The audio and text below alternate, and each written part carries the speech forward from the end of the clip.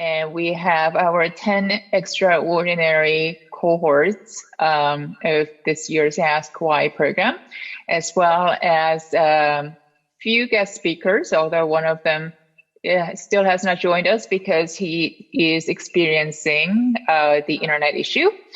But firstly, please allow me to introduce the Filipino ambassador, Her Excellency Maria Theresa Dizon-De Vega, who just arrived in Korea, and she received her credentials, I believe, last week or 2 weeks ago. And she's a career diplomat with over 25 years of experience serving in different parts of the world. And she is also a longtime friend of Asia Society. And as former Chief Gender and Development Coordinator for the Philippine Foreign Ministry a few years back, the subject matter of mainstreaming gender and equality is a huge subject that she's interested in. And we also have our program's partner, Symone Gosby of Passion Fruit, joining us as guest speaker today. Her day job, actually, aside from the coordinator for Passion Fruit, she is the coordinator for Generation Equality Engagement at the UN Foundation. And she has been budding advocacy communication. She's also an advocacy communication specialist and is passionate about using the power of communication and her bilingual skills to spread awareness and action around social justice and human rights. So let us please hear a few introductory remarks from Her Excellency Maria Theresa Dizon-De Vega, the Filipino ambassador to the Republic of Korea. Your Excellency.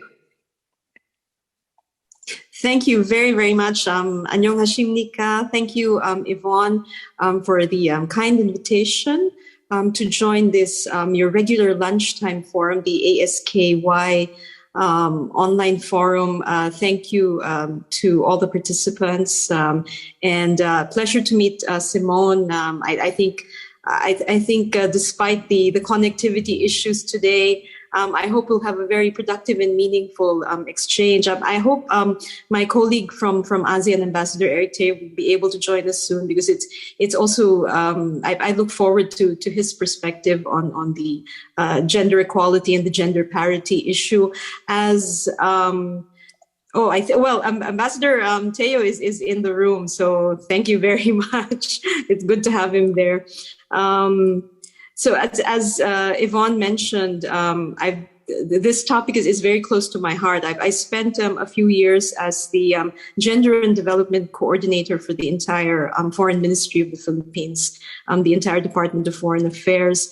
And the goal of that program is really to mainstream gender sensitivity, gender parity, and to avoid gender segregation when it comes to skills, both in terms of developing skills and upskilling and training for the people in our career foreign service, and also to participate in discussions and engagements on gender and development issues through various platforms. And this is a great opportunity to have an engagement, to have a discussion with the young people who are part of the ASKY program, because this is the future. The COVID pandemic has taught us a lot of lessons, one of which is improving gender parity, gender equality. Unfortunately, while we've made progress in closing the gap, in bridging the gap, unfortunately, the COVID-19 pandemic has set us back. And this is the finding, the analysis of quite a number of international organizations such as CEDAW, and also the World Economic Forum 2021 gender report also has data through its partnership with LinkedIn and Ipsos on how the pandemic unfortunately has set the gender parity development back quite a bit. And if we learn anything from the pandemic, I hope that this is one of the things we can learn from, one of the things we can build better in the future in terms of really focusing on gender policy, focusing on pushing for more leadership roles for women, and how to avoid the pitfalls of gender segregation in the workplace, in the professional sphere, and also in families and communities. So I look forward to this discussion. Thank you. Thank you so much, Your Excellency. And Simone, if you don't mind, I would like to also introduce Ambassador Eric Teo, who just joined the room.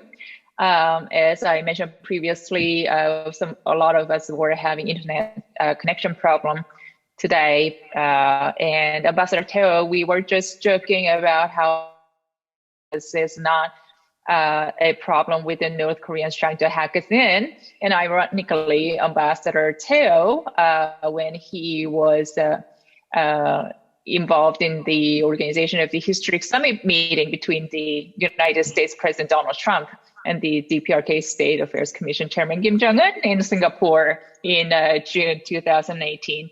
He has been the ambassador of the Republic of Singapore to the Republic of Korea since August in 2019. Ambassador Teo, would you like to say hello to the group?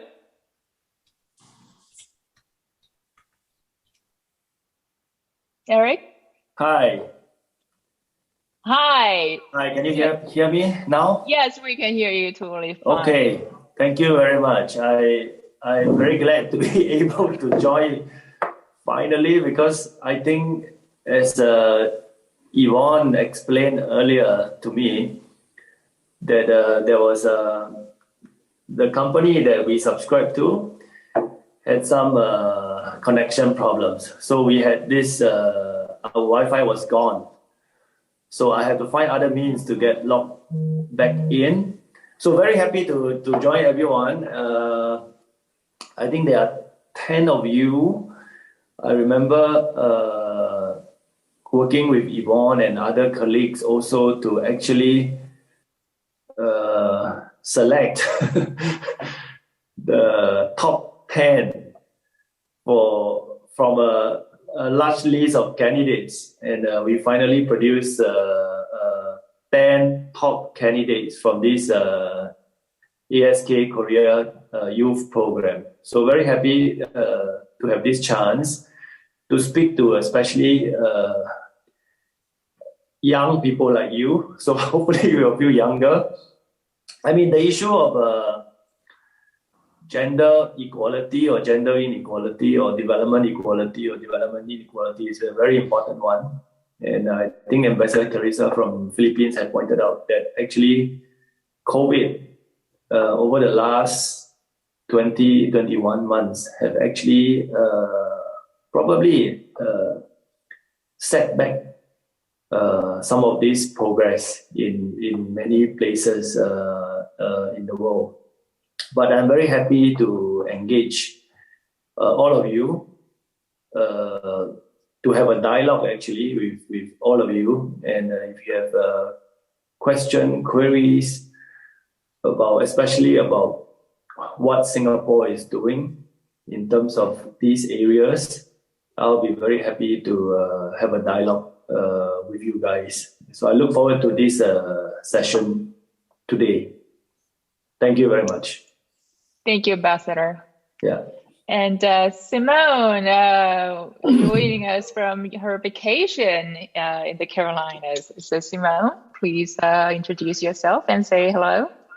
Yes, so thank you so much to Yvonne and Shoni for inviting me to join this. I'm excited to talk about something that's really near and dear to my heart as well.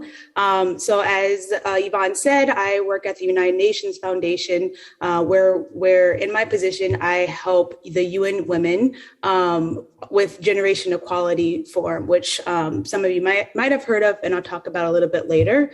But my journey in the gender field started actually through my studies of Korea and Korean history, actually through learning about comfort women. And that intrigued me more about learning about human trafficking, especially modern day human trafficking, what that looks like, where that happens. And it really happens everywhere. One of the reasons why I decided to return from Korea to DC was because how I learned about how human trafficking is happening in Washington, DC, in our nation's capital. And that's just one part of gender-based violence, which is what mostly that's what I've been focusing on in my career. And one thing about gender-based violence that I hope we can also remember throughout this conversation, sometimes you'll hear a lot the term violence against women as an alternative, violence against women and girls as an alternative. But I think the term gender-based violence is really important to utilize because it's not just women and girls who are experiencing this violence because of certain social norms. It's also LGBTQ plus individuals as well. So I hope that throughout this conversation, we can remember that it's not just gender equality between men and women, it's gender equality between men and women in all their diversity. So when I was invited to this discussion, I thought about the question, why are we still unequal? And two of the reasons why, it's a huge question. I don't know if we'll be able to figure it out all today, but I'm excited to hear from you all about what you think the reason is. But two of the reasons that I thought of were harmful social norms, social assumptions. For example, there's still not, there's only about 14 women head of states or presidents within the whole world. And why is that? Because we have this societal assumption of what a leader looks like. And somehow that equals a man, but is that really what leadership looks like, and how progress can be made? And also with girls' education is a huge thing that UN Women focuses on. Why are girls, millions of girls out of school? Because there's this assumption that girls don't need education because they're going to end up as wives anyway, and taking care of families and mothers and stuff. So me personally, I'm very interested in seeing how do you change those societal assumptions, those harmful norms, especially through communications. But I'm interested to hear from all of you about what you think are ways that we can change these harmful norms. And then the second reason why I think we are still not equal is because gender equality has been seen as the responsibility of governments and civil society nonprofits. But it should be everybody, no matter what your gender is, what sector you're in. You need to be involved in making sure that gender equality is achieved in all parts of life.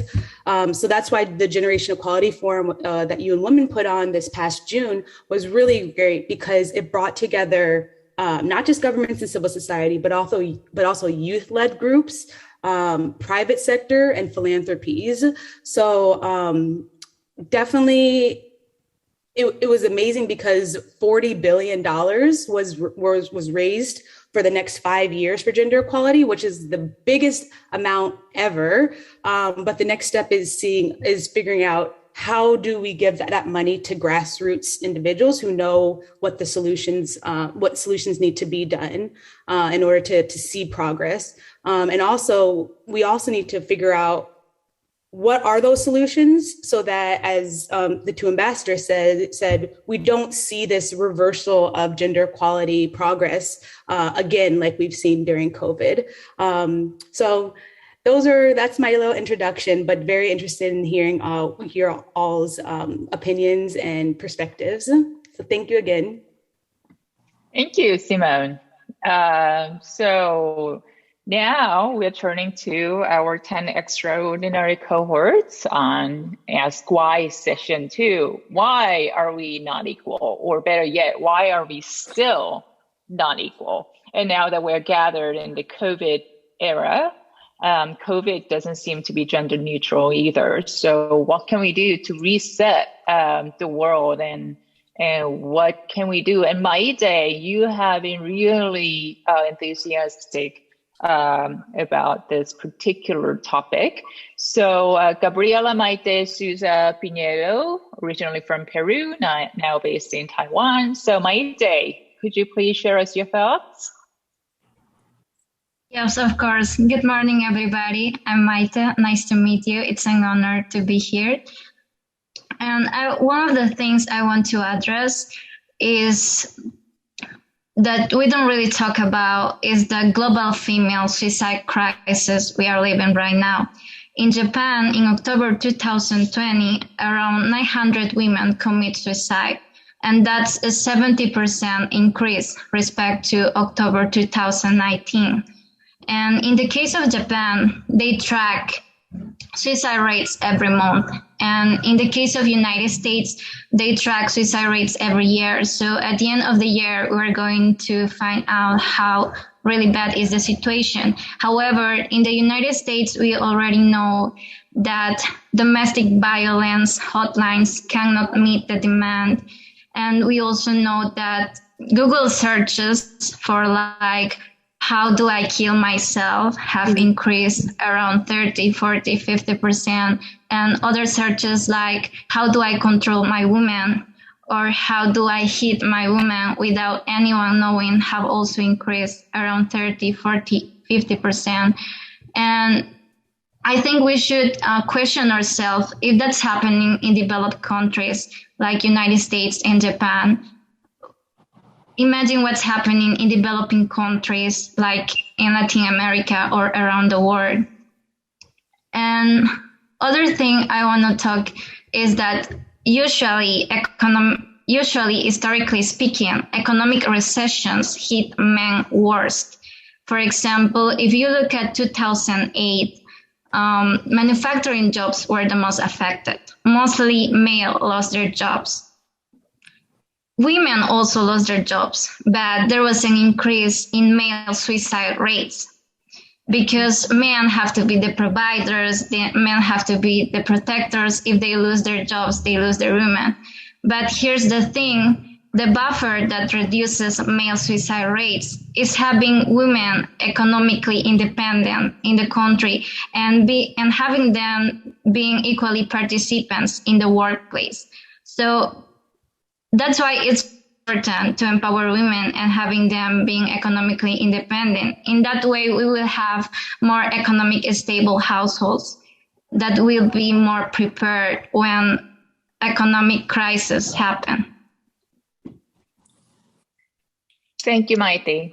And Dylan, you made an interesting comment earlier about how although you really love your mom's cooking, you have some thoughts about how, as a second-generation Asian Australian man, you wanted to propose a new model for reconciling cultural norms and gender inequality. Do you want to talk to us some more about that? Definitely. So firstly, thank you for the opportunity to chat today. I just want to acknowledge that today I'm coming from the Bidjigal lands of the Eora Nation, from Sydney, Australia. And I think that's quite important, especially given today's conversations around inequality and recognizing inequality across all forms, gender, Indigenous rights, and also in terms of how that affects us all as people. In response to your question, Yvonne, I actually was talking with Mum yesterday because I knew we had this presentation today, and it ties in with both Maite's comments about the solution about women being more economically independent, and also Simone's comments about girls' education and how that's inhibited if you have this norm of them becoming wives or becoming parents later on. So the new model which I'm proposing is really targeting the idea of gender inequality stems from cultural norms which have been reinforced or established in the past and then coming to now being reinforced today. So I'm thinking, for example, like Myeonori in Korean culture or Paranaka women, where traditionally at the age of 12, they marry into their in-laws family, learn how to sew and cook, and that's like the cultural norms. My new model involves both, firstly, a transparent acknowledgement of these cultural norms, like what have they been in the past? Why are they deemed important? And the second component is supporting women or supporting women to with self-determination on whether they participate in these roles or whether they accept these cultural norms. Because from my perspective, when I was talking about as a second-generation Asian Australian man and every week eating home-cooked meals by my mum and grandma, I was talking with mum about that yesterday, and she mentioned how it's not necessarily like cooking meals at home and mum is oppressed. It's a negotiation, a transparent negotiation that she's had with dad about her roles, what she feels comfortable with, and also just like my dad's not the best cook, and my mum, she enjoys cooking, so like we can all come together as a family. So I think the conversation around gender inequality needs to be broadened, and not so much just like women being economically empowered and forcing them to work. Because equally, if a woman wants to become a housewife, that should also be equally respected if it's self-determined. And that's my 2 cents on this topic here. Thank you, Dylan. And before we get into deep conversations about women empowerment, I would like to first turn to Ambassador Eric Teo. I'm almost tempted to ask him if he ever felt discriminated because he's men, because we want to be gender neutral. But Ambassador Teo, please, if there's anything you could tell us about how Singapore has been balancing these equality issues, especially gender equality issues and the socioeconomic factor that follows it. Thank you, Yvonne. I think sharing Singapore's experience, but I want to go back to the point that Dylan just made, which is that actually gender inequality stems a lot from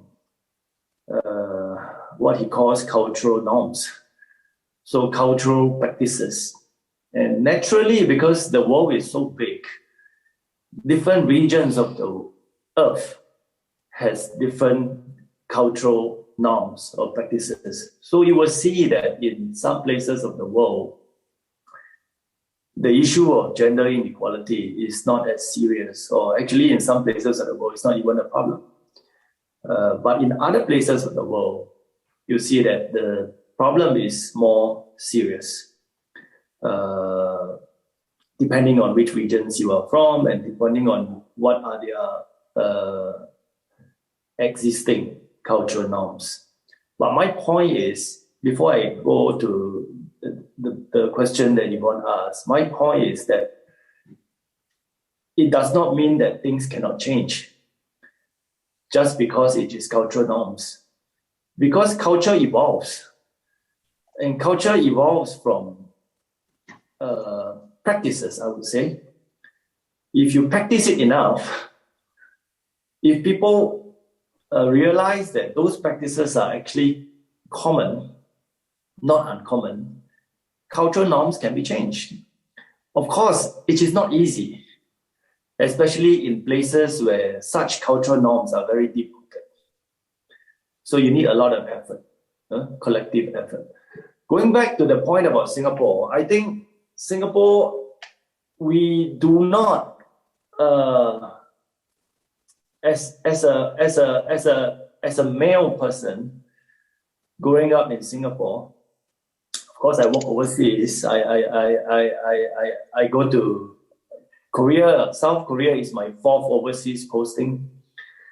So I was in Japan in my first overseas posting, and I was in Taiwan. I was in Beijing, China, and now South Korea is my 4th, right? So I can compare and contrast. As far as Singapore is concerned, I don't think the issue of gender inequality is a major problem in the Singapore society. We are very small. Singapore has a population of 5.5 million. so not big, and many, in fact, a large majority of the male and of course the female population, they are working and earning incomes. It is quite normal in Singapore to have a situation where both the husbands and the wives are both working. So I don't think it is very deep rooted, but if you look at, if you want to drill down to the representation of women so you say in the government, right? So if you look at the government, I don't think there's a big issue there. In some departments in the government, female are more than males.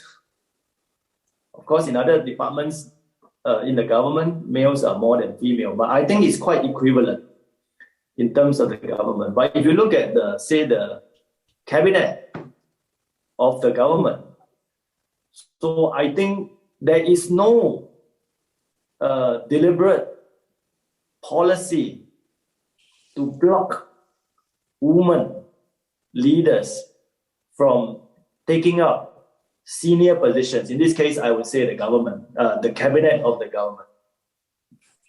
I think there's a mixture of reasons. So far, I think there are only for me personally, I think we can have more. We have about 3 or 4 women cabinet ministers in the Singapore cabinet, which is close to 20. So I think the proportion is not quite there yet. There's some things that can be done, but I think they found it very hard to attract female leaders who are willing to join politics. So that is another set of problems, right? So in Singapore, we don't have the practice of, you have to, because female is about 50% of the society and male is 50% of the society. So therefore, in senior positions like in the cabinet, then you have 50% of female representation. We don't practice that. We basically adopt what is called meritocracy. So whoever has the ability and the aptitude to do the job, then they will be recruited to join the cabinet. But I personally think that, of course, the cabinet can have more female representation. That is the government, right? And then how about the private sector? So actually, if you go to the private sector, companies, you can find quite a few prominent women leaders in private sector, in the private companies. So that is of course, they are still trying to make it even more. For example, CEOs of the company. So you have some CEOs, some CFOs, some COOs in the leadership position, but I think more can be done.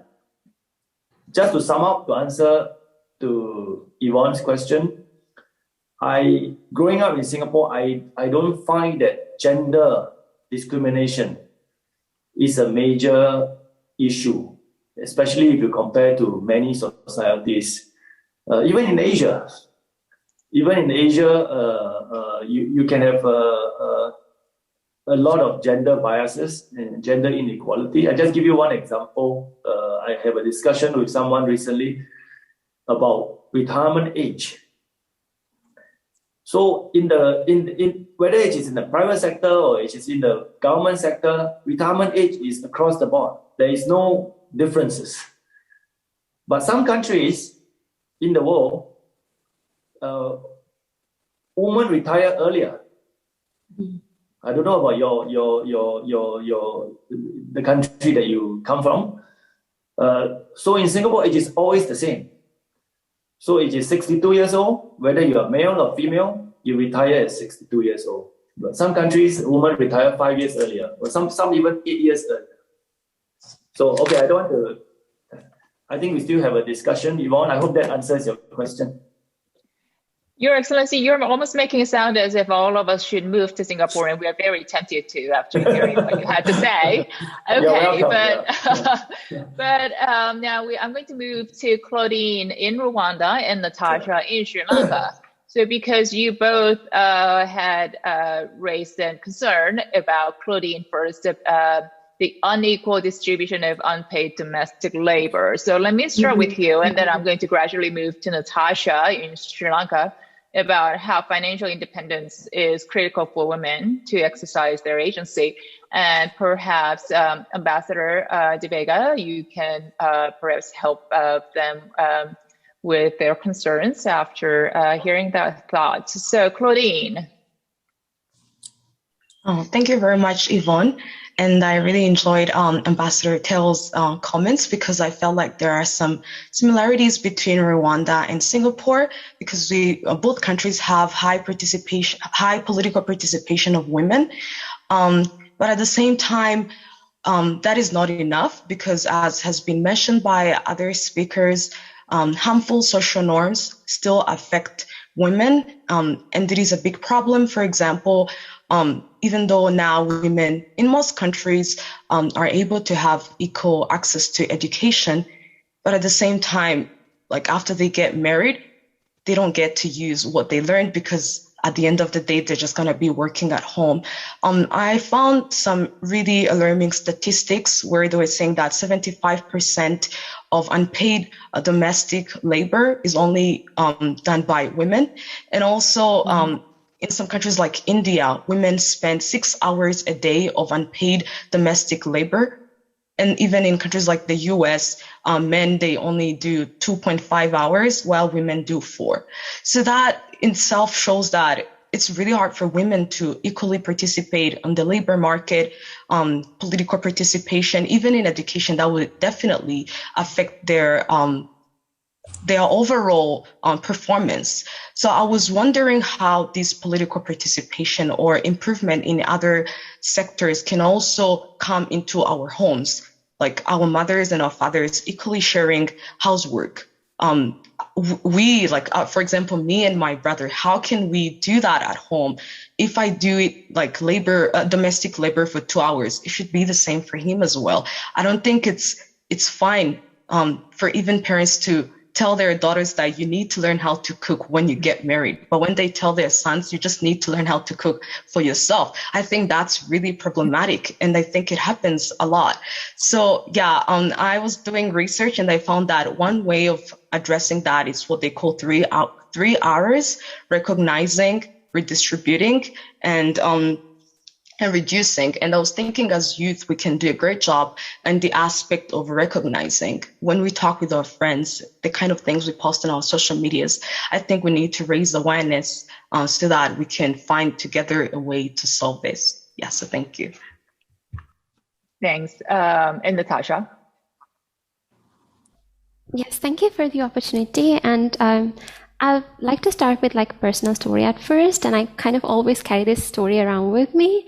So my mom, like, she was fresh out of college, excited to start her like first job as an editor at a publishing firm, got married and had to give up on her job to take care of me due to like pressure from her in-laws. And so when I think about it, I am like, my existence is almost symbolic of like my mom losing her agency. And I do consider women empowerment to be the ability to choose, to be able to choose without regard to consequences that are kind of out of your control. And as a woman, I mean, today I think it's easy for me to kind of question her decision without fully kind of understanding the cultural or like the societal implications that was back then.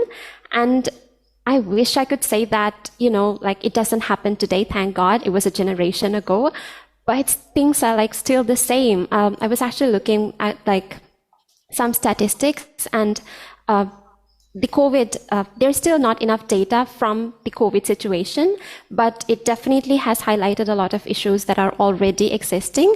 And one such issue was that how like girls in especially South Asia, because that's what I looked into, get married quite young, and because of like school closures, this has been increasing.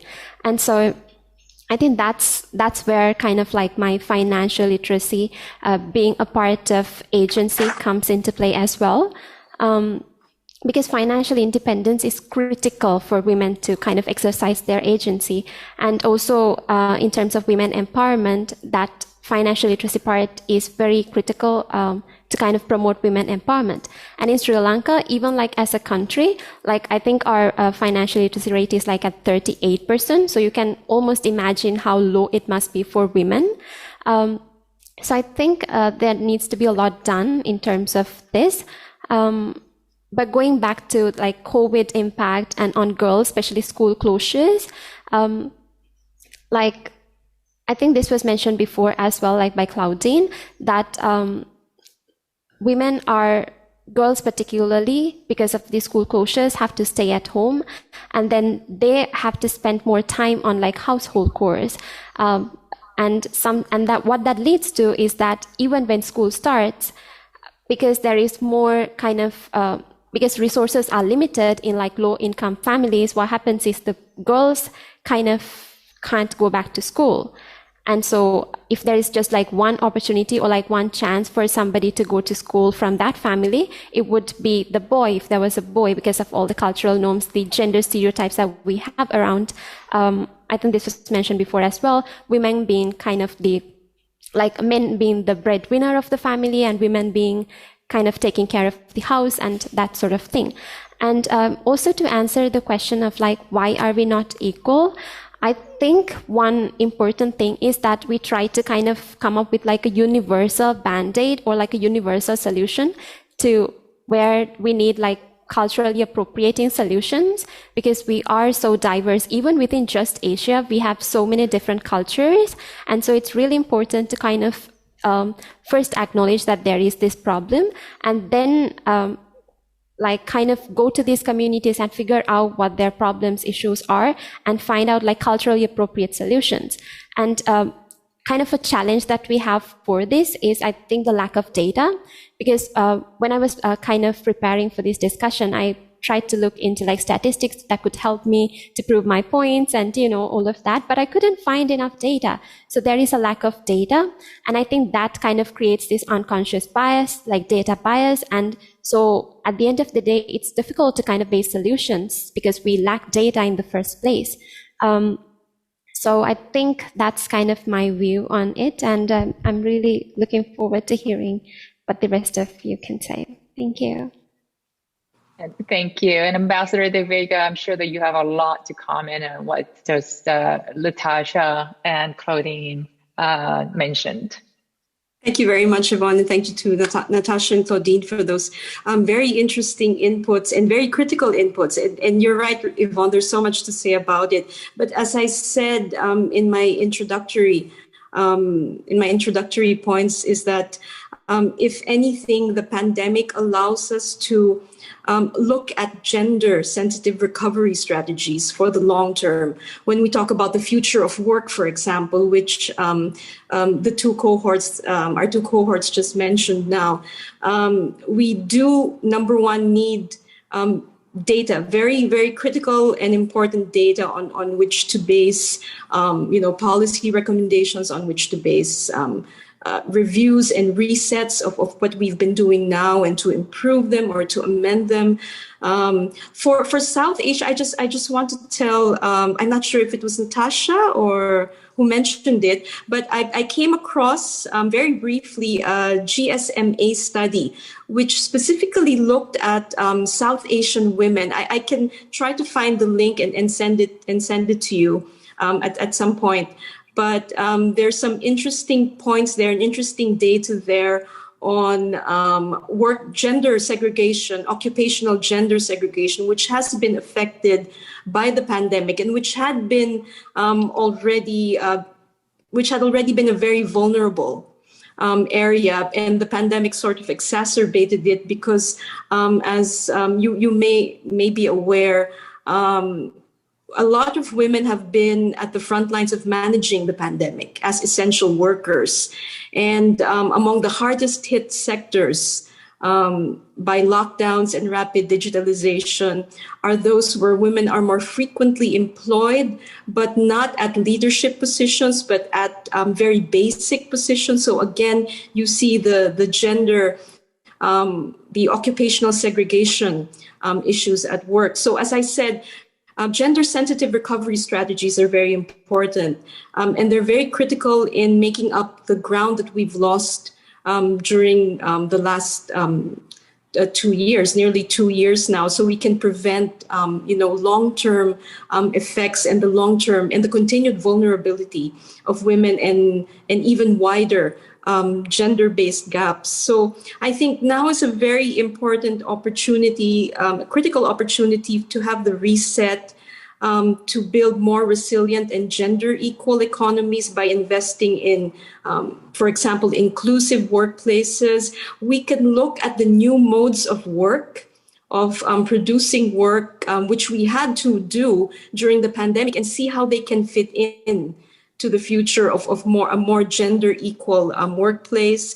Maite mentioned earlier the health issues, health concerns affecting women, particularly during the pandemic. For Maite, there's a very interesting article in the Lancet on anxiety and depressive disorders for women, which were exacerbated during the pandemic. And there's also some important data there on how the pandemic has affected men's mental health issues, which leads to very, unfortunate, very, very tragic things like suicide, the suicide rate going up. So more equitable care systems. And as Ambassador Teo mentioned, advancing women's rise to leadership positions, not just in government, but also in the private sector. Simone mentioned earlier that, bridging the gender gap should not just be the responsibility of governments and the NGO sector, civil society, but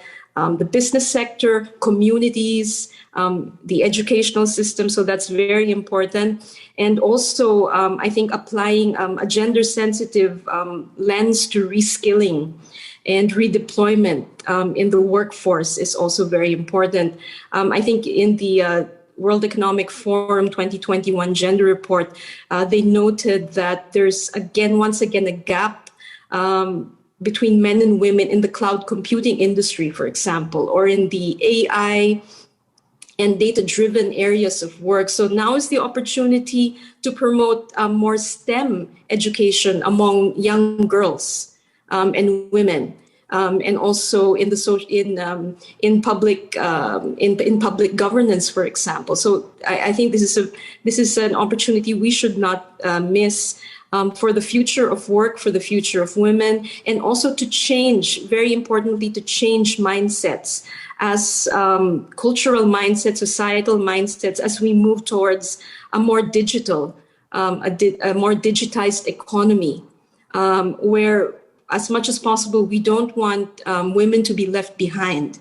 I think that's very important. And to also, again, look at the sectors where women are very active economically, in the MSME sector, for example, in financing and development. I think these are very important things that can make a difference, really, and to create more private and public collaborations in this particular regard. So I think all those observations are really very important, but I cannot overemphasize the importance of gender-sensitive recovery strategies as we build. I don't like using the term the new normal, which a lot of people like to use in the pandemic and the post-pandemic, hopefully the post-pandemic era now. But I like to use the term better normal, building a better, and not a new normal, but building a better normal. Thank you. Thank you. And Ambassador, we'll get back to you later on the socioeconomic and policy challenges in regards to this topic. But in the meantime, I would now like to turn to Shanu's. And Simone, I think you might like to comment on what Shanu's had raised. She raised a point about how why women are always underrepresented in disadvantaged and caught in vicious patriarchal structures. And Shanice, why I don't want to read off of everything you wrote, and I think these are really important comments. So Shanice, I'll turn it over to you. So thank you so much, Yuni, for giving me the floor. So before answering your question, I just wanted to ask one question from my cohort and cohort members and the ambassadors. That, you know, being a girl from a developing country, like, it's very hard for us to even get out of our homes. Like, I mean, like, many of the girls in my society, many of the girls in my country even cannot think of, you know, going to a school. So how can, I mean, they imagine to change the world, or, you know, they can even imagine to participate in politics, or they can imagine to participate in parliament, or they can imagine to, you know, to have, you know, very good institutional, you know, positions. So my question is that how can we, you know, follow, for example, Ambassador Eric told us that, you know, how Singapore is a safe place for women, how it abridged the gender gap. So how, as a developing country, like, we can follow Singapore's model to abridge the gender inequality gap. So, so being a girl of a developing country, I think that patriarchy is one of the most and burning issue of the countries, because here it's a male dominant society where male think that whatever we think it's right for women, and we can decide for women, and, you know, they treat women as their property. Either they be their wife, either they be their daughter, either they be their partner, or even as a colleague. You know, people in girls and women in developing countries, even they are scared to go alone to the market. They are scared to go alone to go to the schools. Even they need a male companion with them. So I think that if we think about how to educate our next generation about the issues of patriarchy, then we can resolve the issues of gender inequality. And also Pakistan, the World Economic Forum gender gap ranked Pakistan 153 out of 156 countries.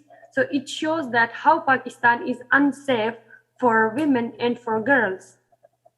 So I think that collectively we have to find the solution for the girls in the developing countries who can raise their voice for their rights, who have the abilities, but because of some of the societal and institutional and cultural norms, they cannot raise their voice for their own rights. So we have to be very conscious, and we have to keep the norms in our mind, and we have to come up with solutions. And Nazifa, did you want to add anything to that before we turn up the mic to Simone? Yes, please, Yvonne. Thank you so much. And it's really great to see you all today. And I'm a very qualitative person, so I'm not very good with numbers and statistics. And so I've done a lot of research work around human environment interactions and different topics related to sustainability. And I really do not remember any of the numbers. I do remember, however, the stories. So there is a certain relevance to it. I feel like a narrative framework is more, this is probably why narrative frameworks are more effective in setting policy agendas. So what I wanted to say was, when I did quite a lot of studies related to basic needs provision in marginalized communities, such as the Rohingya refugee settlements and some rural settlements in Bangladesh. And so what I wanted to look at was water and energy security.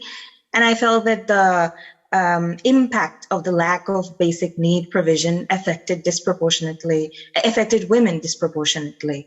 So, for example, what I saw was in Rohingya refugee settlements, women and girls were, the water collection responsibility fell mostly on women and girls, as did the biomass collection. Like, they used biomass for their cooking purposes, because Bangladesh is very much struggling for, energy sources. So there's not proper connectivities all around the nation. So there are people who are relying on unimproved energy sources. And it seems like women are the first to suffer from those, because first of all, when they're collecting water or biomass, they need to travel a long route, which exposes them to a lot of gender-based violence, sexual assaults.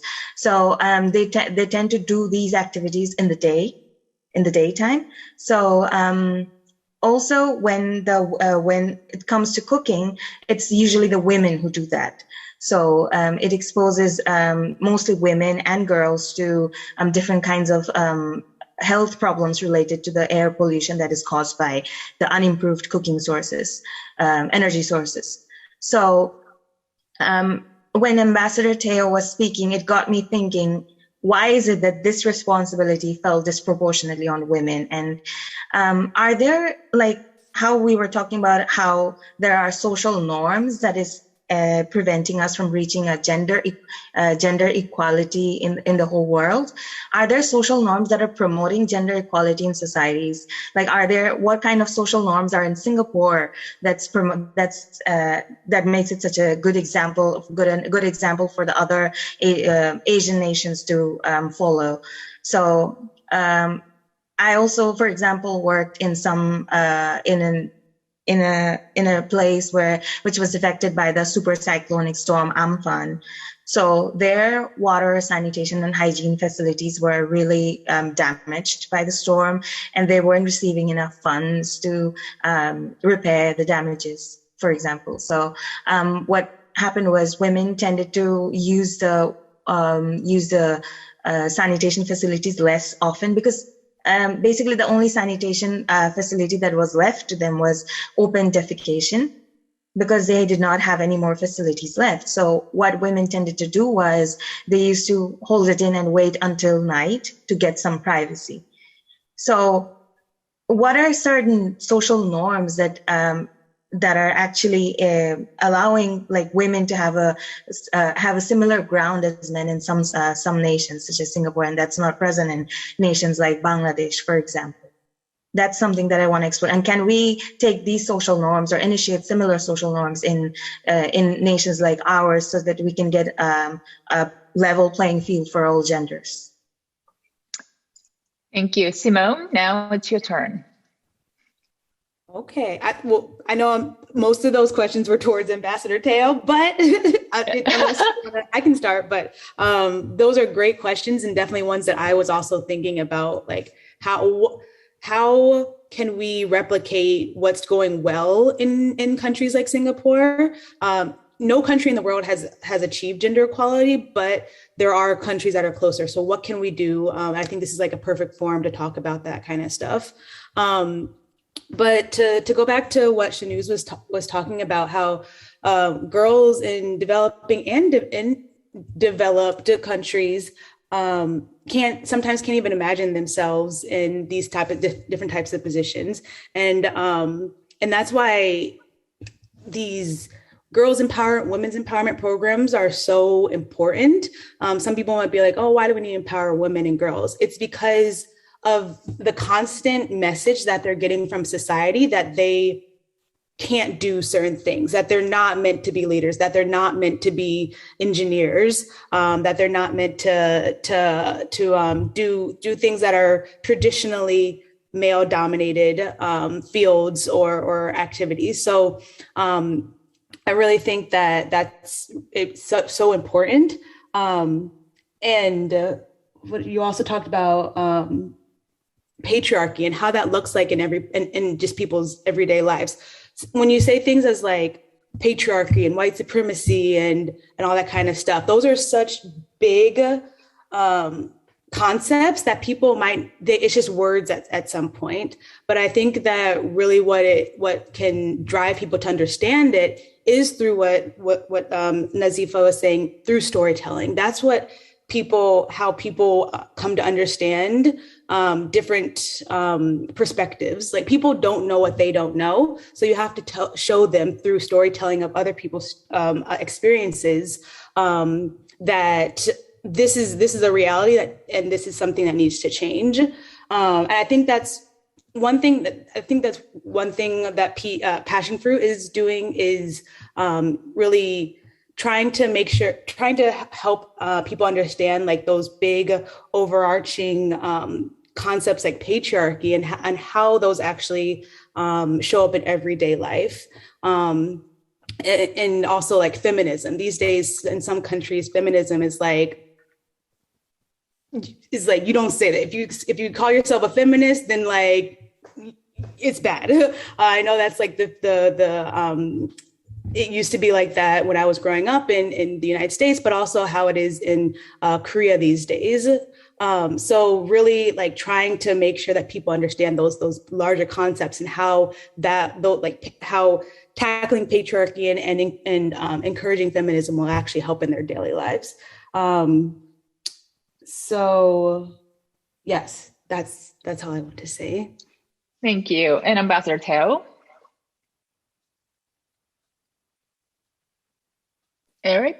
Thank you very much. It's a lot of questions. Huh? Let me see. Well, you just promoted Singapore as the world's most favorite place. So I thank you very much. I have to say, I agree with Simone that I think there is no perfect example in the world where the country or the society practices gender equality in a perfect way. Let me just put it like that. So same for Singapore. So we are not perfect, but I think the fact that we do not have a major gender biases and gender inequality, that put us in a good state to do even better. There are several points raised by our friends from I think from Sri Lanka, from Pakistan, and also from Bangladesh, and also Simone. I think I'm very, there is a point that is made that first we have to acknowledge that there is a problem. So I think some societies may not even think that is a problem. So how do you change that? So you have to acknowledge that there is a problem, and then you find a solution.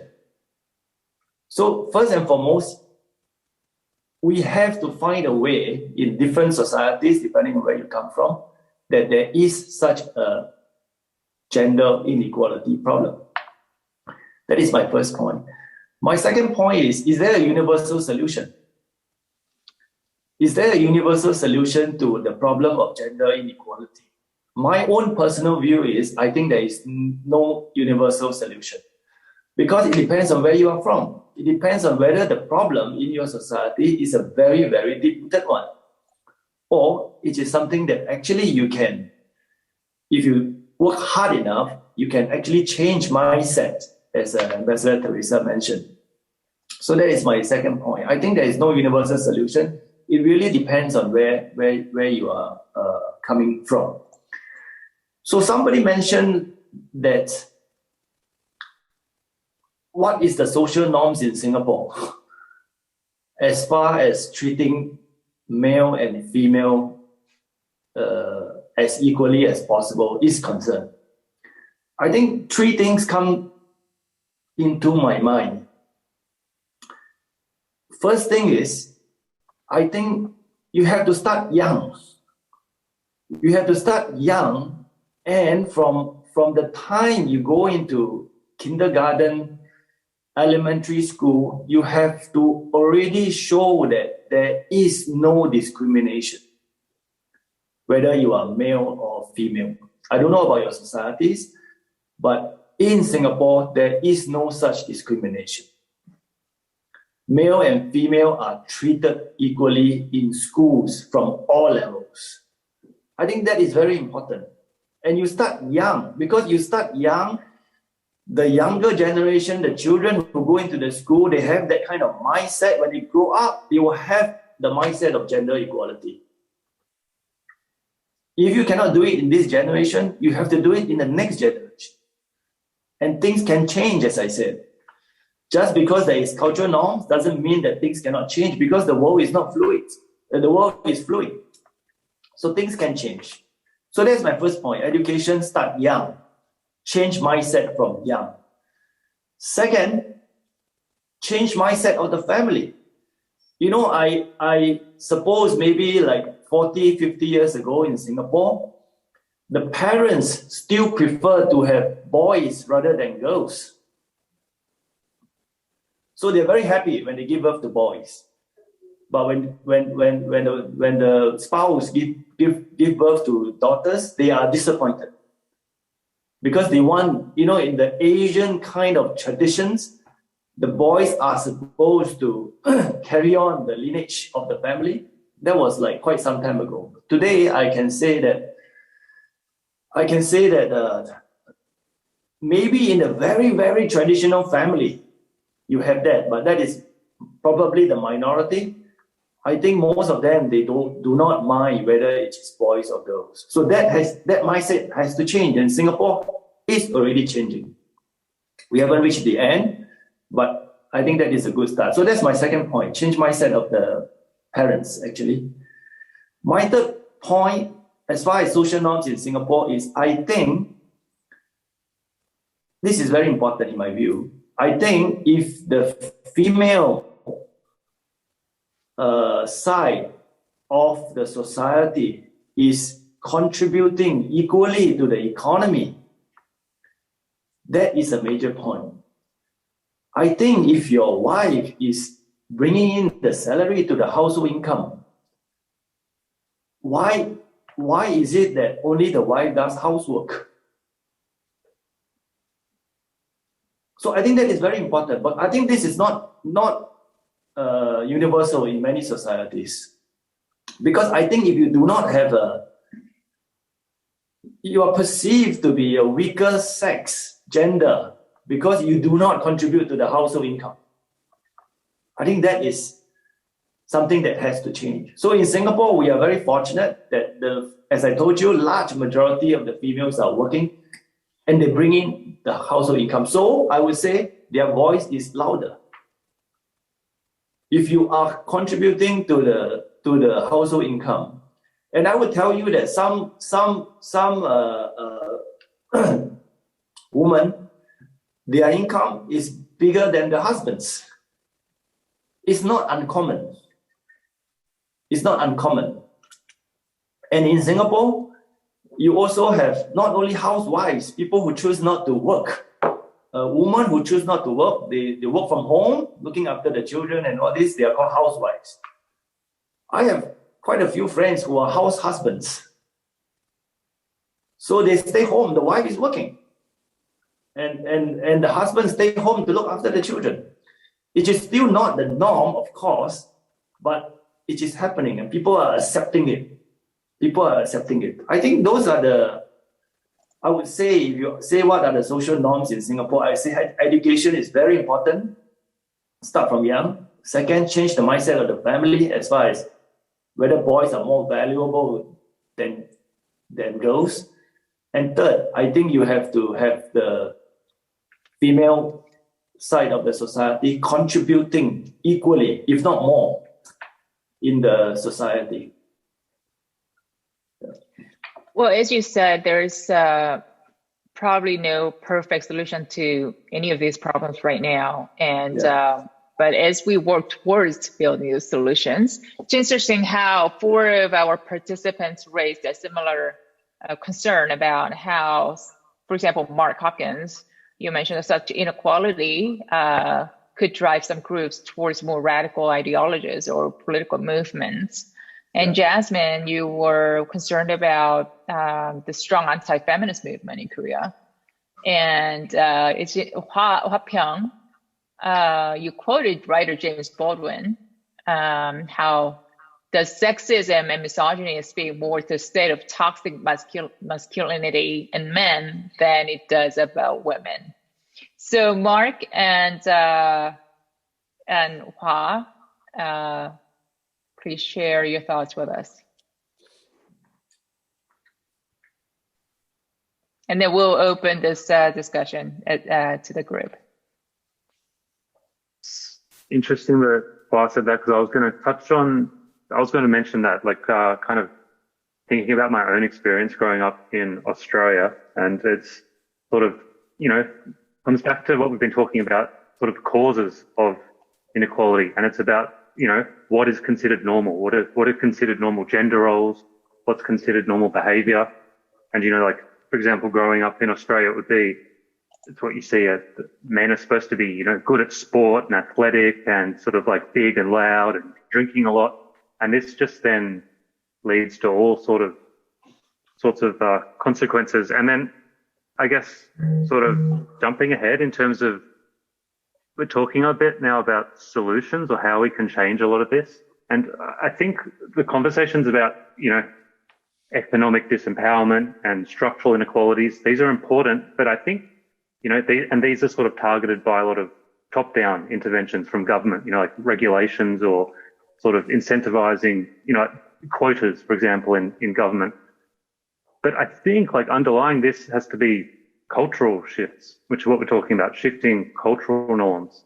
And I think as well, that's something that we can all contribute to. I mean, people make culture. So it's sort of, I guess like as a man, that can be, for example, in a group of men challenging someone making sexist remarks, for example, this kind of thing. So it's sort of starting small and changing what is considered normal or right. And then just lastly, this is sort of a little bit unrelated, a bit on a tangent, but I wanted to touch on the concept of safety, because it's interesting, for example, how in Korea, people talk a lot about how Korea is such a safe society, and it is in so many ways. But then at the same time, I think the rates of femicide in Korea, female murders, are among the highest in the world, if not the highest in the world. And, the gender pay gap is the highest in the OECD. And, there's so much insecurity, and, this society is so unsafe for women in so many ways.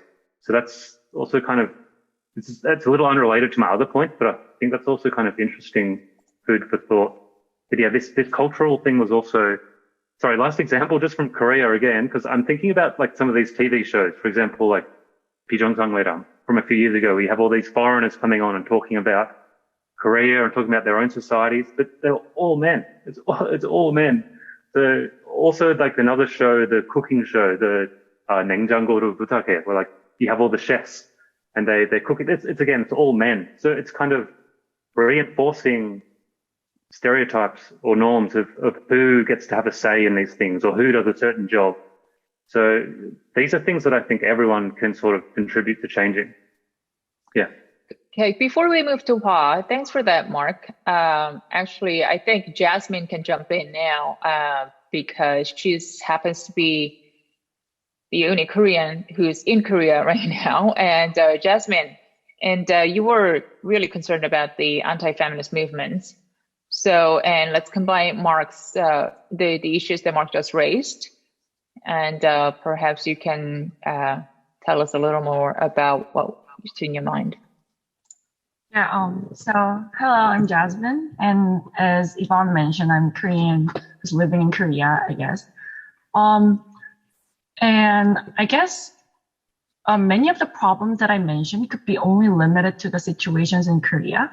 However, I think it's something to look out for, because I think in developed countries like Korea, the discrimination can be more nuanced. So it's very difficult to capture exactly what the problem is unless you are part of the society or unless you're experiencing the discrimination. I think in that sense, I think what Korea is going through is, as many people mentioned, is kind of like a backlash.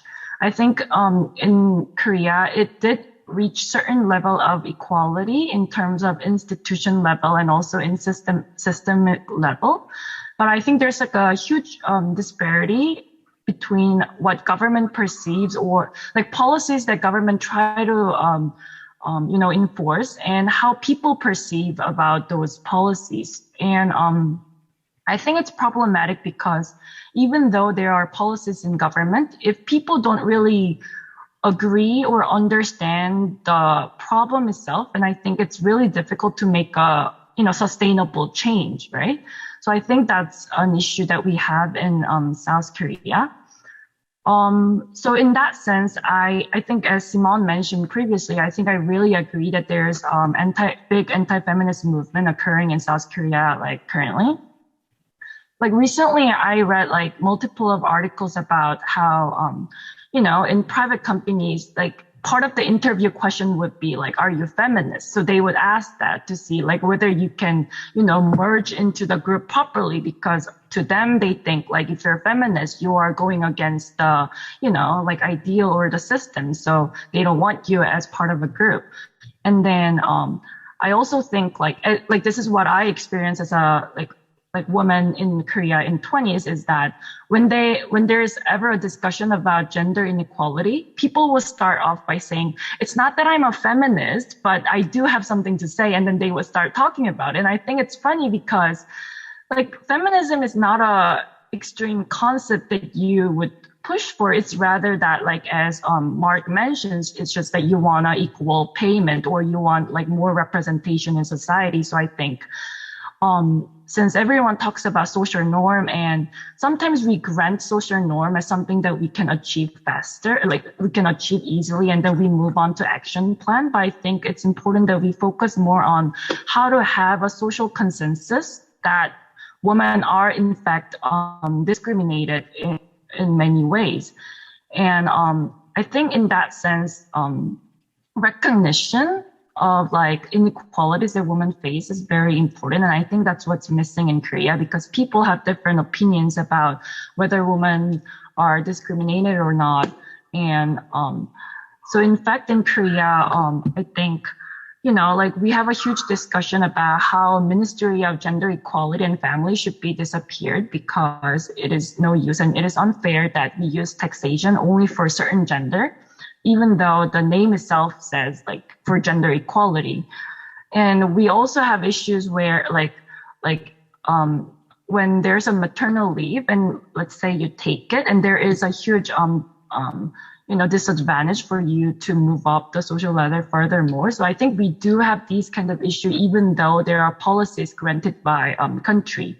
So I think we need to put more focuses on how like society thinks about these kind of like gender discrimination, not just action plan, but also like how people were received. So in that note, I agree with Ambassador Teo that like role of youth, how youth generation perceive these genders are very important.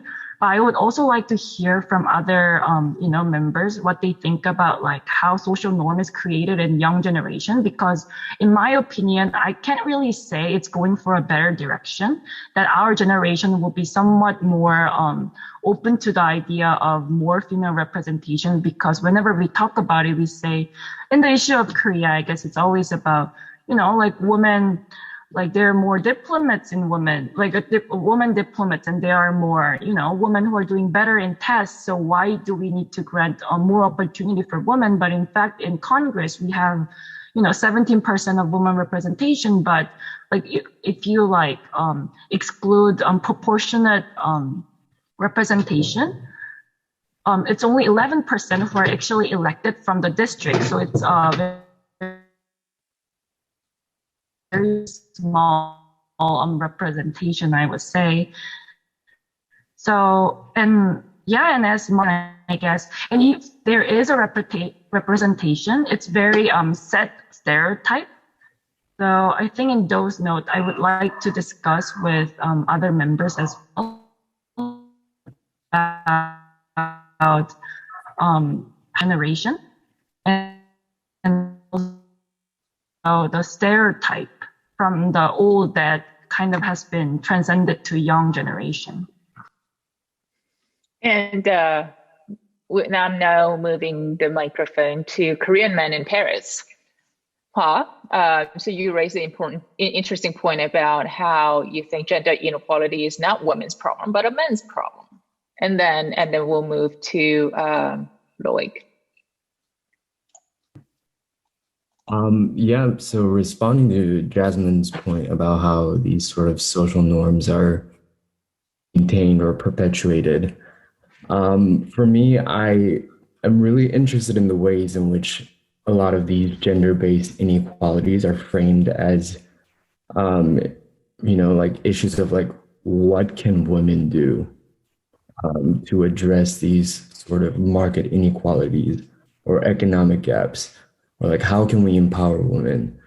And like at the beginning, I think there are many ways in which the gender inequality is not just, directed towards women-based inequalities or violences. They are also, really prevalent amongst like the queer community and how it affects them. And there was an interesting reading that I was doing that was talking about the ways in which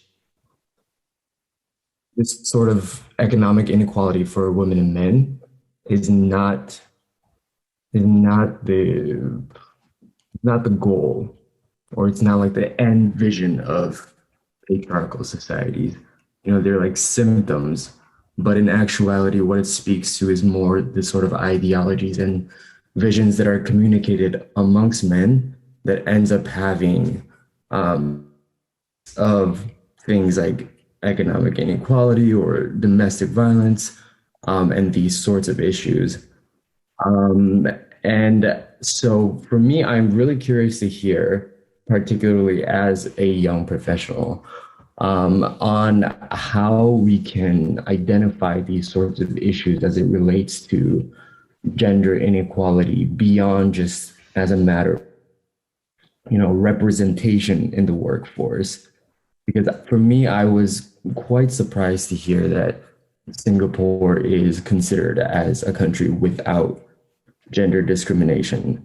Because for me, that really says a lot about, how gender can be expressed and how it is manifested in the workplace, and how the standards of the meritocracy include visions of workplace productivity that goes beyond just conventionally masculine forms.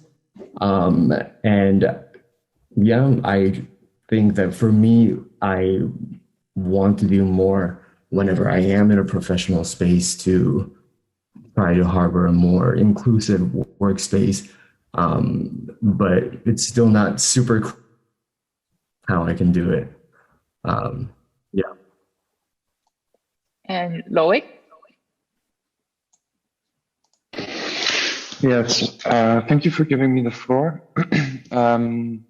I bounce back on several comments here, but I think the guiding line will be how Ambassador De Vega mentioned gender-sensitive recovery strategies. And part of answering this question is really understanding this cultural norm and how to shift these cultural norms that were mentioned throughout. For me, the deep root of the concept as well, which can also help understand or help explain why developing countries are maybe more ahead than less developed one, is at the grassroots, I think, of this gender mismatch 100 years ago was this inequality in the labor, where men, were working in farms, were working maybe in industrial production, doing manual intensive labors, while women were, carrying babies, handfuls of them, taking care of the household. And there was this very clear mismatch. And I think maybe as certain countries moved away from these industrial practices or subsistence farming into services, into more education, more developed sectors, the role of women in revenue making in the marketplace has also been able to evolve in a way. And this is maybe one of the shifts that some countries have made and other not so much, which also helps explain why in some countries, women still stay at home a lot more whilst men do more physical labor. But I think more importantly, above all this, whilst this can help explain a bit why, the understanding why the attitudes and the social norms are ingrained this way. I mean, it takes generations to change. And I think for me, the key there is the role of local leaders. I think in many areas, the role of the community, the role of this person that maybe can stand up and can say, hey, I don't want this type of life for my mom. I don't want this type of life for my sister, for my daughters, where the kids, the local groups can relate to this person. It's a real grassroots solution in a way. I believe this is a way to work out of it. A side note as well, it was mentioned by Shanuz, it's also very much one of the worst aspects, I think, for me, is this male-dominated society where women are treated as goods, which is, I guess, can be common in the Middle East, in Africa, for example, for arranged marriages. I think this is probably one of the worst illustrations, I think, of it, right? You have girls, you want to start them off early, like you have an incentive to if you receive, say, cows, goods, money in exchange for your girl that you're giving up to marry, you have the incentive for her to marry as early as possible as a parent, which is a terrible structure to have, on top of her being treated as goods, where, you know, so people see them as property and they can beat them and everything. That's one of the worst aspects, but the solution to this would really be, I think, a grassroots problem up, because, I mean, it's easy to ban it or not, but sometimes these local practices might still be there. One of the solutions, maybe for me, the interesting aspects as well, thinking of a way forward, is that for me, there's a dynamic between social discrimination, which is the norms and the culture in place, and more objective discrimination. So these are like the laws, the policies, like more black and white debated, like written black on white in laws, and debated policies. And I think there's a link between both, and they can each shape each other, right? So thinking of the way forward, maybe also for developing nations and how they can bridge the gap. Switzerland, so where I'm from, big part of the political agenda, a big part of society is grassroots based, right? So people can start their own political initiatives, gather signatures, and bring a topic on the political agenda. In recent years, we've had numerous rallies for like equal rights to equal pay. We have like Women's Day where people march down the streets. And these debates, these rallies, they shape, and at the end of the day, the laws and policies that are applied. And then on the other way to approach it is maybe, as Jasmine mentioned as well, are government policies that are instaured and people maybe perceive it in a different way. So these can be quotas, incentives. I know in Korea, they've made many shifts, like in the early 2000s, many laws that were just put gradually and trying to shape the culture in that way. Yes, I think that's pretty much what I had about it, but also my 2 cents maybe on which specific policies would be. For me, it would be policies that deal with the source of the problem and not necessarily the outcome. So what we've seen in many countries is that they observe, this gender mismatch in government positions, this gender mismatch. It's a very popular statistic back home in top management positions. You know, who are the decision makers? No women, boom, you put a quota, which I don't necessarily believe in, because it's not based off of capacity or based off of need. It's just based on the observed result. I believe that the root of the problem should be dealt with better. So it's putting the women and men, boys and girls on the same footing to reach those positions where the decision to take a person is based on merit and not unbiased. So this is equality to education. The kids that's, as Ambassador Theo, they look up to social norms, they observe what's going on in the family, at school, and then they grow up to apply it. And so they have to grow up in the same setting and on the equal setting and the equal values. But other policies that are maybe more grassroots are like equal access to parental leave. When someone has a kid, is it the woman that goes on leave, the man? The Nordic countries have made great strides in that aspect, so that really there's no reason to discriminate employing a woman or a man. Or, for example, maybe access to the military. That's also a link between Switzerland and Korea, so that you'd have no reason to discriminate either. So I think my hope as well is that, in coming years, maybe the service sector continues to expanding. Women can be involved there, and also thanks to government promotion, right? To enter politics, engineering, IT, jobs that aren't traditionally meant for them, but that definitely can be, and that can become role models in these sectors. So the end result is the same. Yeah. Thank you.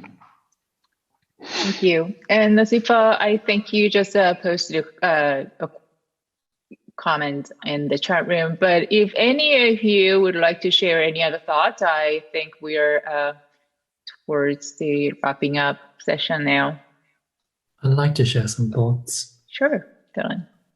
So I think hearing from everyone talk today, the main kind of point that comes up is about what is the solution, what do we do from here?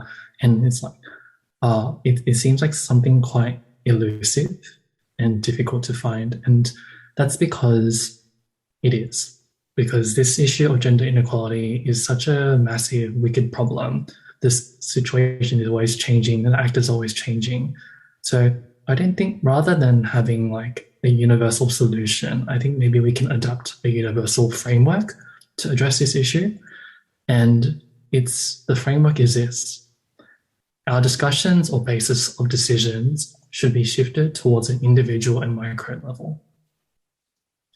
Now, what that means is, for example, in relation to Ambassador Theo, who mentioned the success of Singapore in terms of gender inequality, beyond looking at forefronted statistics such as quotas or number of women in leadership positions, it's about looking at gender equality from an individual perspective. So I believe Jasmine also mentioned how nuanced forms of discrimination are so difficult to capture.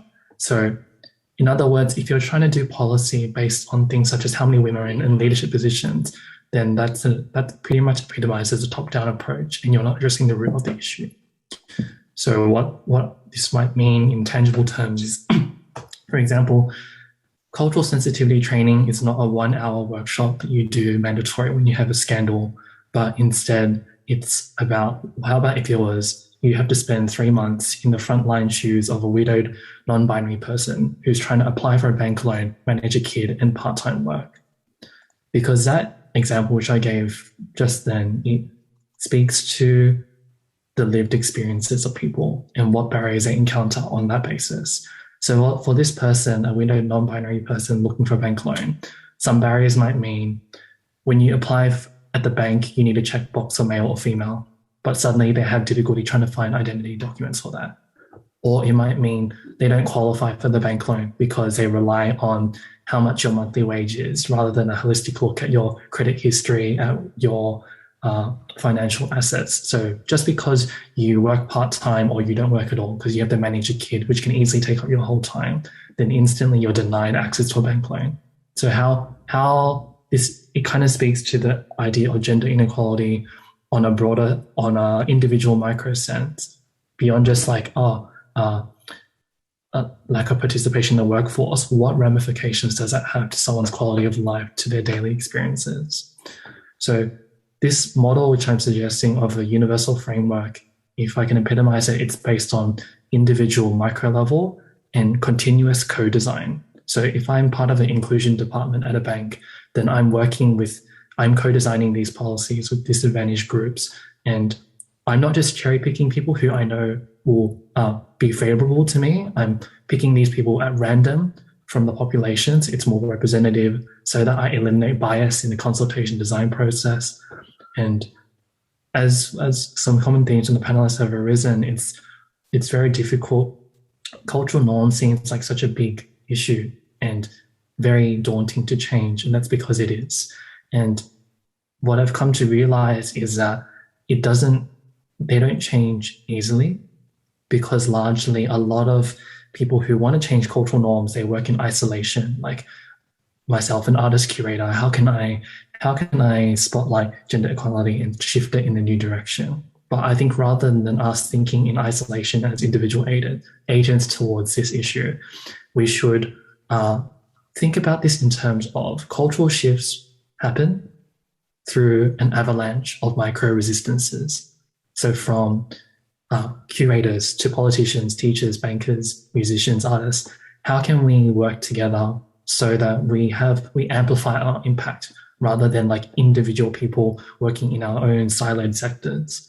So I think the question towards this becomes, in terms of gender inequality and thinking about this at an individual level, how might we create initiatives which connect curators with bankers, with artists and engineers, so that we can collectively boost our impact and have cultural shifts that way?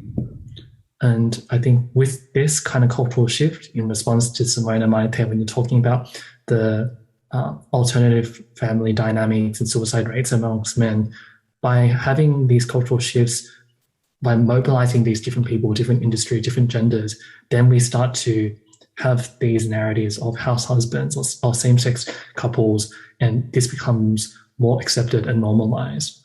So rather than just focusing on women trying to get women leaders to champion this change for the whole world, then we're bringing together these diverse people of different genders, different occupations, different sectors, and we're connecting them together.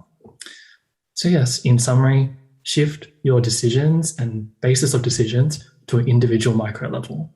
That's me. Thanks.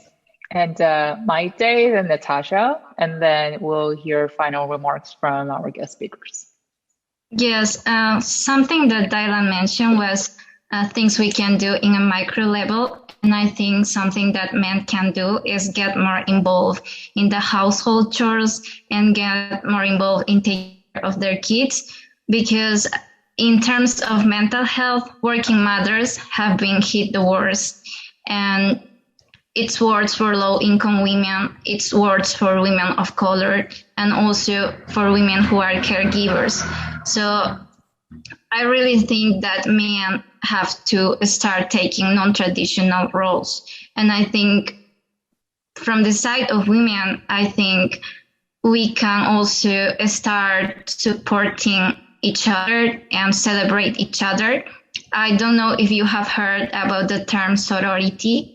And sorority means building a community of women who support each other, who know that they are in a safe place and that know that they can hold each other's back. Because I think most of the time women also judge each other, or we see each other as a competition instead of supporting each other. And I think if women and men start taking non-traditional roles, we are going to build a more sustainable future. And I think we both can work collaboratively with that. Thank you. I think Natasha's hand just disappeared, but Natasha, did you want to add something or? Yes, I wanted to add. Okay. I quickly wanted to kind of comment on Jasmine's and to kind of compare South Korea with Sri Lanka. Feminism is still like as much a foreign concept here in Sri Lanka as well, as much as the LGBTQ communities. And also I've realized that patriarchal like practices come more from a sense, like it's practiced in the sense of, so we do have standard policies for like equality, but then this comes from more of a sense of like protecting women, and hence a sense of superiority. And this is something that I've realized as well, that there is this kind of perceived, almost inherent like inferiority when it comes to feminine traits. And that kind of applies to leadership as well. So women leadership like feminine leadership traits are considered kind of inferior, and that can affect how we look at female leaders. So that's one comment I wanted to add. And then to kind of comment on the underlying theme of using education as a tool, I think starting young is obviously one of the first things that I do. So I think rather than considering like gender equality as a women thing, I think that's so much the kind of perception that we have in Sri Lanka. It's important to kind of instill in young boys about like first awareness about these issues from a young age, and also they need to be revisited definitely like during college years. And so that's something that I would do if it were regarding my own country, with the culture that we have. And also I think in terms of the, like, I've seen examples, for example, in Sweden, like these gender neutral preschools, so like LGBTQ friendly, and I'm not sure if we can kind of instill the same concept here. That doesn't seem realistic, but something along those lines where we kind of make young boys aware of the issues that are there, and so they become more empathetic towards these problems, and more importantly, kind of realize their own male privilege. At first, I thought that free education would kind of solve it all, because girls, one of the problems that they have is, especially for lower income young girls, is that they don't have access to education. But in Sri Lanka, we have free public university. We have a free public university system. But still, in the global gender gap, we are like the 109th. We were at the 15th, and we are like back to 109. So it clearly shows that education itself, just providing education, just giving a scholarship, just solve these issues. There should be more holistic approaches, and just like kind of like tailor-made to the different cultures that we are from as well. So yes, I think that's also one of the research that I did like while at university was to kind of talk about consent among like young university male students. And it was this alarming pattern of legality versus morality, where their reason or their justification or the reason that they did not kind of did some of these, for example, like sexual allegation, all of that stuff was because of legal issues and not moral issues. So I think that's something that should be addressed as well, especially with regard to like male, like toxic masculinity, this concept where kind of violence is associated with power. And I think that all kind of leads back to kind of looking at perceiving this female or feminine traits as inferior. And that ties back to, again, the LGBTQ community as well, where, you know, there's not as concrete gender norms and it's more gender fluid. And that is kind of an existential threat in itself. Yes, I was slightly all over the place, but thank you so much for giving me the floor. Thank you, Natasha. And now we'll hear from our guest speakers for their final comments. Ambassador Dizon-De Vega, why don't we start with you? Thank you very much, Yvonne, and thank you so much for all these. My head is full now. A lot to take home on all the points raised by the other guests and the cohorts. But I just want to emphasize one thing: norm change. Changing social norms is really key to bridging the gap in terms of gender equality, in terms of gender parity. We talked about the meritocracy. We talked about being chosen for something not on the basis of your gender. But I think the most crucial issue for me, at least, that we need to address is how do we get to the point where we have access to that meritocracy. We can say, for example, that being chosen as the top engineer in a company, your gender should not matter. But the more basic question is, and I think one of the cohorts raised earlier, is that what about the young girls and women who won't even be able to go to engineering school or won't even be able to complete a grade school or a high school diploma because their societies undervalue them or don't value them at all, which is even a greater tragedy. And their voices are not heard or their voices are undervalued. I think those are that's the most crucial thing to address, how to gain access to this to the meritocracy, how to level the playing field, and how to build a firm foundation in the space for gender equality, for women to be able to have access to all these things, to education, to change mindsets, to have a different view of cultural norms to what we've grown up with in many cases for centuries. I think that's the most important thing. And it's a very complex issue because you have the interplay of cultural stereotypes, you have the interplay of societal norms, and you also have the interplay of economic empowerment. Or the question of poverty, for example, is a very real question that feeds into the gender gap, which needs to be addressed. And admittedly, this is really more acutely felt in the developing world, where, as someone mentioned, some young girls can't even go out of their homes. They don't even have access to education, basic services. They're married off at a very young age. I think perhaps these are questions for another day, for another time.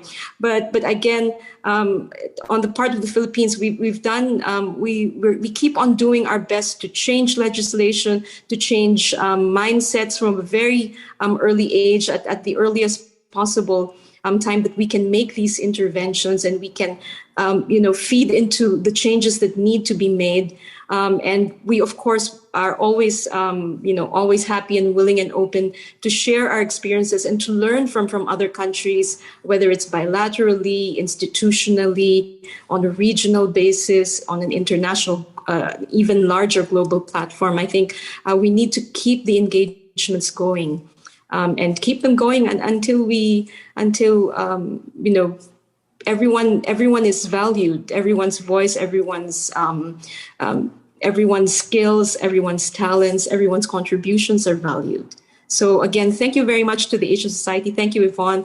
Always a pleasure to hear from Ambassador Teo and his very wise views on a range of subject matters, including this, and to Simone, and of course, most especially to the cohorts present today. Maraming salamat. Kamsahamnida. Thank you so much. And Ambassador Teo, I understand you have to run. So in case you wanted to make any final comments? Yeah, maybe I just thank you very much, Yvonne. And thanks, Mr. Theresa. I just make three short points. I think somebody mentioned that Singapore has no gender discrimination problem. I would say that I don't think we have reached that stage yet. As I said, Singapore is not perfect, but we are doing some things right, but some things we can do better. So we are on the way to make it better. So that's my first point. My second point is that, and I mentioned it at the beginning of my intervention, is that cultural practices and norms can be changed. You have to believe that it can be changed. And there are examples to show that it can be changed. I just give you an example in Korea. I'm staying in Korea. I'm working in Korea. My wife is actually Korean. So take, for example, the Me Too movement. The Me Too movement, I think in the past, there have always been a lot of sexual harassment or sexual allegations about male harassment of female. But in the past, I don't see a lot of people coming out to expose these kind of issues. But I realized that in recent years, in particular, even politicians have been who have been accused of sexual harassment and all this. More women are coming out to speak up for all these practices, unfair practices, and practices that shouldn't happen against males, including politicians. So I think even Korean society is slowly changing. Maybe for people like Jasmine and all this, maybe not fast enough, but you have to believe that it is changing. So that's my second point, it can be changed.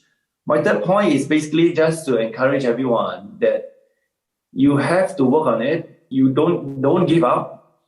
depending on which society you come from, maybe the process of you trying to change things may be tougher compared to other societies. But I would say don't give up, continue to work on it. And if you cannot effect the change in your generation, effect the change for the next generation. But you have to start somewhere. You cannot stop. You stop, things don't change. So you have to work on it. Hopefully it can be changed within your generation. If not, next generation. I mean, it's a long process. You have to keep working on it. That's my that's all I have, Yvonne. Thank you very much for inviting me. I'm very enlightened actually from the discussion today. You guys are probably half my age or even younger, but I learned a lot. Actually, just one broad topic of gender inequality, and you guys have thought seriously about it, and I learned a lot from this conversation. Thank you very much. Thank you, Ambassador Teo. And something tells me that you're also going to be secretly patting yourself on the back for selecting these candidates out of the 66 applications. So thank you also for that. And Simone, are you ready to take these suggestions into a report for UN Foundation now? I literally was thinking that. I mean, like, I might not put down the report, but like somebody around here is going to put together the report, right? Because I think that so many good questions, so many like really concrete solutions have been brought up in the past like hour and a half, and I don't want them to just end here. And I think that like it's, whether it's like some type of rapport or some type of, I'm trying to like use my strategic communication brain to see like how can we show that like such amazing ideas were coming out of this conversation. And I think it's really energizing for me to hear the questions and the solutions that you all are coming up with. I personally love like interacting and working with Gen Z because I feel like they're a generation that's not taking no as an answer anymore. Like when it comes to gender fluidity, it's like, that's what it is. Like, you're not going to say that there's a binary anymore. So I really have appreciated being like energized by all of you. I think one thing like before we like finish this is just thinking about like, it's easy for us to talk about gender equality in this space because we all agree that it needs to be a reality. It's hard when we have to talk to people who are closest to us who don't believe that. Like, for example, I have a cousin who I remember years ago, he said that women shouldn't have large pockets. And I'm just like, how do I say that this is like sexist? But it's hard to talk about that with people who you're closest to, but that's who we have to talk to in order to change these cultural mindsets and societal norms. So I really want to challenge everybody to do that, not just talk to people who are like-minded, but also people who who are not the same thought process, but we can still, work hard and talk about all of these, these solutions and ask these questions to them. So thank you so much for inviting me. I don't know if I can sleep tonight. I'm just going to be like so excited. But thanks so much again for inviting me, Yvonne and Shoni. Thank you, Simone. I'm so glad that you were able to join us today. Okay, so I think that's it. And we need to talk more about how we can put all of these ideas together into a simpler format to share with the world. So thank you, everyone, for this lively discussions, and we'll see you next time. And thank you again, Ambassadors De Vega and Teo, for your time. And Simone, it was really great to meet you in person, and thank you for your partnership on the project. So thank you, and I'll see you guys next time.